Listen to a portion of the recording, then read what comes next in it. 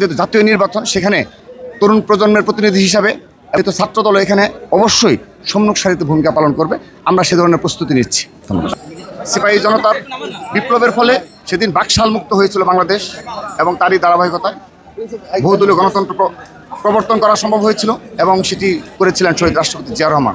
তারই ধারাবাহিকতায় বিগত ফ্যাসিস্টদের আমলেও এই বাংলাদেশের একমাত্র স্মার্ট সিটি বসুন্ধরা এখন আরো নিরাপদ, আধুনিকতায় আরো এক ধাপ এগিয়ে।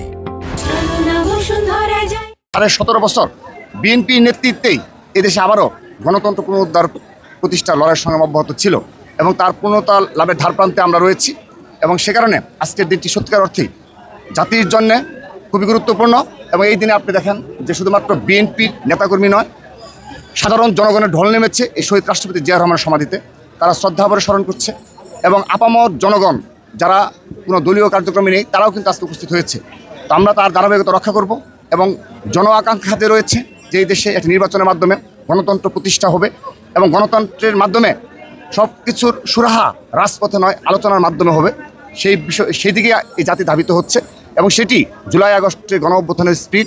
আমরা বিশ্বাস করি আগামীতে যে গণতন্ত্র পুনরুদ্ধারের যে লড়াই সংগ্রাম ছিল তার পূর্ণতা লাভ পাবে একটি সুষ্ঠু নির্বাচনের মাধ্যমে, এবং এই দেশের সকল সংকট দূর হবে। এবং আগামীতে কেউ আর কখনো ইচ্ছাকৃতভাবে মব ক্রিয়েট করা কিংবা ছোটোখাটো বিষয়েও রাজপথকে বেছে নেওয়া সেই কালচার থেকে দূর হয়ে আমরা আলোচনার মাধ্যমে আগামী জাতি বিনির্মাণ করবো। সবাইকে ধন্যবাদ।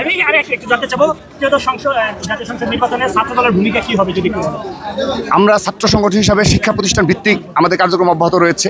আমরা হয়তোবা জাতীয় সংসদ নির্বাচন দ্বার প্রান্তে, তারপরও আমরা কিন্তু শিক্ষা প্রতিষ্ঠানগুলোতেই আমাদের কার্যক্রম অব্যাহত রেখেছি।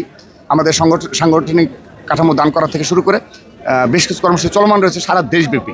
তারপর যেহেতু জাতীয় নির্বাচন, সেখানে তরুণ প্রজন্মের প্রতিনিধি হিসাবে এবং দীর্ঘদিন যাবৎ যারা ভোট দিতে পারেনি, জীবনের প্রথম ভোট তারা করতে পারবে, তারা খুবই উচ্ছ্বসিত। সেহেতু ছাত্রদল এখানে অবশ্যই সম্মুখ সারিতে ভূমিকা পালন করবে, আমরা সে ধরনের প্রস্তুতি নিচ্ছি।